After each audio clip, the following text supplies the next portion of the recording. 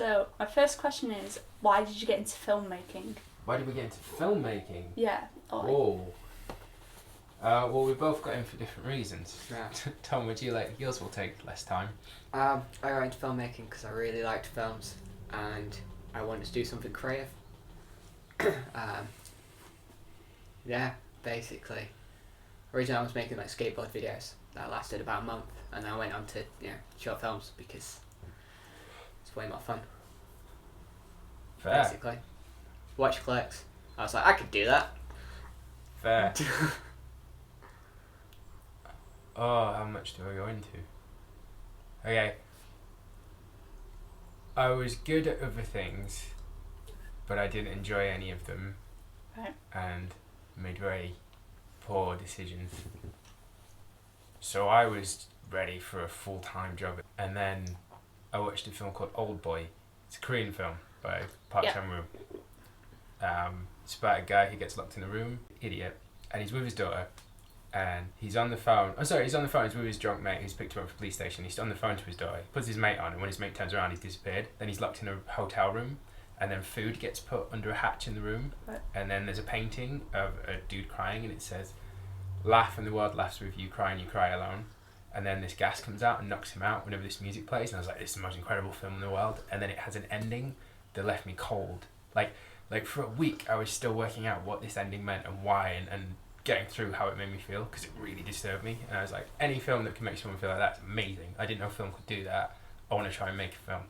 So then it's like, I think my mom had thrown a course book at me and gone, "You're too smart to waste your life in a supermarket." And I looked through, and there was a filmmaking production, film and media production, was it called? Yeah. Yeah, but I didn't want to do a degree again because I fucking had hated university, so I did a foundation degree at Norton, and that's how I took, loved it, loved making them, loved the experience of making them, and loved working with sort of like-minded people. That was how I fell into it. Wasn't a plan, just... So what would you say is your favourite part about making films then? The pre-production. The writing, for me, it's the writing, it's the working with actors, it's the setting up for it. Because, especially at the budget and level we are, all kinds of crazy shit goes off, or you have to deal with, or one day to the next you're never quite sure, and you have to you constantly learn because everything's just always changing. For me, it's the idea stage before writing and the filming days. Yeah, filming. Most of the time, filming's fun, but I think that's because of what we do. Yeah, and it's short term, and it's... Yeah, when we did weddings and stuff, that wasn't so fun. Yeah. But there was fun. We did a feature film. We filmed it in 2 weeks. That was quite fun, wasn't it? Yeah. Just even though it was the middle of the days were fun. The beginning of the day sucked, and the end of the day sucked. And the middle of it was great. For 2 weeks, we gave ourselves 2 days off, and we did 16 to 20 hour days the rest of the time for 2 weeks. And it didn't feel half as knackering as when I was full time at it was when we got to my crappy supermarket job. Right, so your upcoming film, why did you decide to make? Oh, there's a backstory to this one. The guy, who's... The guy, Jason. We have a friend. Yeah. He was amazing.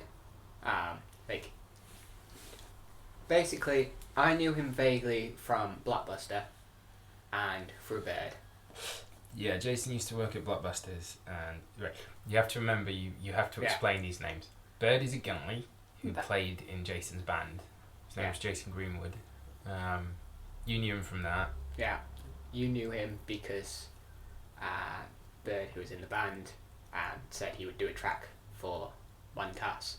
Yeah, our feature film, the one we spent 2 weeks on. We wanted to try and get bands music if we could.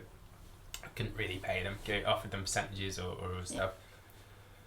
A couple of bands responded, and one was Jason's band, The Sevenths. Yeah. That they would do us a track, which they did. And we liaised. We sort of said, we'll do your music video in return and stuff. Yeah. Originally, we were meant to do it through Bird, but he was awful at contact, so he talked to Jason, and Jason sorted everything out. Jason is he was 50 something at that point. I think so, yeah. Yeah, he's, there's people who are just completely unique in themselves. Like, he was a dickhead in the way where you just couldn't not be entertained. Like, Yeah. he revelled in being a dickhead, and he revelled at going up to the line, but not past the line. Yeah. And people like that are great fun to be around. So we had a lot, like, we bonded quite well because we're not too dissimilar. No. We made each other laugh a lot, and he then bought a shop just up the road from where we are now. So whenever we finished editing, we would head up. He was a smoker, and we were both sort of not trying to quit, but trying to quit paying for them. So Yeah. him being willing to crash the cigarettes was excellent, and we just chat about everything. Sometimes it would be like quite severe political debates. Quite often it would be about films, or he'd recommend, or I'd watch something that he'd have talked about, and you could spend ages. Or you'd just talk about the shop and what was going on the road and stuff. And he was very unsafe with his humour. He had a little lad with him, and his wife's really laid back, which probably had to be to boo Jason.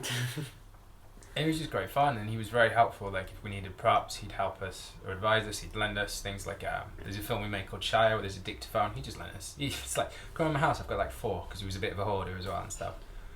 And we, along with the music video which we were making for him, one of the stories he told was about how he got arrested for piracy of the high seas, and it's a fantastic story involving like chains and police officers. And it wasn't he went out to steal a boat. He just got caught up in circumstances beyond his control, and before you know it, he's in Liverpool police station in front of a judge, and it's like He was raising money. That's all he was doing. literally Really. just raising money for Greenpeace somehow became this conviction for piracy of the high seas. So we recorded him telling the story because it was just, we were like, okay, we can make a script from this, and then very quickly sort of realised that to do the story in a traditional way would cost way too much money. You'd need a budget that gathering for us we could do other things with that would have a better chance. So we decided to keep the original recording and get an actor in to sync with the lines and stuff. And it was one of those projects where we did some pre-production and we planned out, and then it just didn't happen. Like I think one of the actors had to, I think the actor we'd cast, because we decided then to gender role swap, because we're like, if someone's syncing, it's going to be very obvious they're syncing along, talking along with the lines that they aren't actually saying. So let's just swap the gender. And so guys played girls, girls played guys, and then I think the main actor, we had 2. One of them got very ill. Actor Grace Fisher is really talented, and the other actor Danny, I think, very busy. I think she went full time. I think she went full time teaching. Yeah. So it was just one of those projects where we just didn't quite. It got put on the back burner. And, Yeah. oh, it was a nice idea. Maybe we'll pick that up someday. And Yeah. then he died. Jason died. He had a heart attack, and literally, like, his wife woke up in bed. They thought he was having a bad heartburn. She went to the toilet. When she came back, he was dead. And it's still something I'm trying to get my head around, and I don't quite know how I feel about it all, because it's not like a devastating, No. but it's also, there's an absence there. Yeah. I didn't realise quite how much the old bastard meant to me. Yeah. I don't know, Tom, Yeah. I don't want to speak for you on that, so. It's kind of like how much effect like he has on your life. Like most of the time, it's sort of very little, so it's not too bad. And then you sort of do certain things, like you pop up to the shop, and you go, he's not here, and everything just suddenly feels odd for a minute. But then at the same time, like, you have Ange and you've got his son there, His wife's Ange. and as soon as they start talking, I think it feels the same. It's just Jason's off at the warehouse, Yeah. but he's not. Yeah, and this story that we recorded, like, after a few weeks of sort of figuring out how we felt, we had to miss the funeral because we had a film project on at the day. We had all kinds of actors around, so we ended up, I didn't want to leave it as just we talked nicely about Jason. I wanted to make a film. I wanted to make that film, but I wanted to make it Jason style now. So this project's changed. So I don't know if that answers the question. I should shut up. You tell me. No, yeah, that answers it. It's like in memory, kind of. Yeah, Jason dying, that became then, right, we're making this because I want to make something to mark Jason that's worth the effort, and to show, like, there was this guy, he had this, just one of many incredible adventures he had, and he meant something, at least to me. In hopes, where would you see the company going in 5 to 10 years? Happy Things Productions? Yeah. Sell it to a Hollywood production agency for 6 to 7 figures. I'd like to sell everything except for the name to a Hollywood production company for 6 to 7 figures. Keep the name. I like to just sell the name and then start again, but with 6 to 7 figures behind me, so that I can Well, okay, yeah. now I can budget, you know. Yeah. Because it's us, baby. It's the two of us, me and Tom. Like, you know, the name, anyone can wear the name, but they can't be as good or as bad as me and Tom. Yeah. A rose by any other name, a rose by any other name, Bernstein. Last question. What's your favourite film that you've produced? That we've made. I have 2, but I'll let Tom start. From a technical aspect, Antihero, which is like Antihero is our most recent film. So from like a purely sort of technical, like what we achieved, how it looks and everything, and final product, Antihero. Yeah, that was a film that took 2 years. Yeah. Because of actors dropping out and stuff, and we rehearsed. Every time someone dropped out, we were able to find someone new, bring them in, rehearse, keep it going, do it properly. All filmed in my mum and dad's cellar.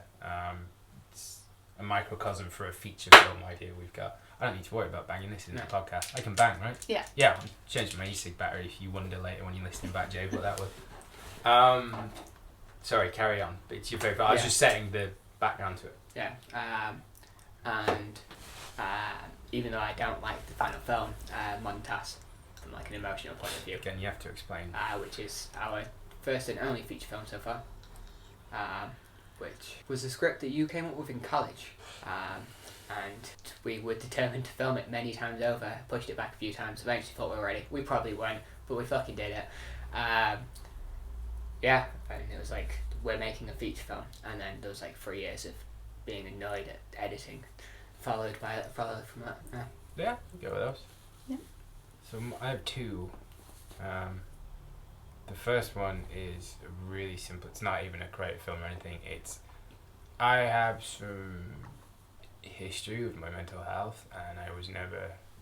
People knew who needed to know, but I never opened up about it. And we made a video after a thing that happened where Tom just asked me questions about it, and it was the first time I went public with my health. You can watch it. It's called Sam Opens Up About His Mental Health, and it was quite liberating to just say, yeah, this is what I'm like, fuck it, and feel that that's out there now. Because it's a bit like not living a lie. And the other one is Montas, our feature film. I love it because 2 of us, in 2 weeks we filmed that. It took like 3 years to finish the editing. We got some incredibly talented actors. Some not as strong, some just not directed well. It's weird as fuck. I can't objectively look and say if it's good or bad. It's probably very indie and annoying. It's mental. You should definitely watch it so you can tell me what it's about. It started as a petty like, the teenage adventures, I'm gonna put them in a film, and evolved into just every scene was a reference to something and a different topic, and then there's like a Greek chorus which you'll learn when you do philosophy, which is like these commentators who come in and out, and there's all this. There were no limits except what we limited ourselves to, and probably should have limited ourselves more. Particularly like lightsaber effects and stuff. But we created that, just the 2 of us on our own back, and like, we did a terrible job getting in festivals. We wrote, on hindsight, I wrote this whole, this is fucking in the style of the film, really, we don't give a fuck kind of thing to all the festivals. Like, I'd reject that out of hand if I was a festival runner. I'd love to have that time again. It's just on YouTube. I don't think it's even hit 100 views, which puts it very low in our viewed films, but I just really love what it represents, and what, to me, that's a huge achievement.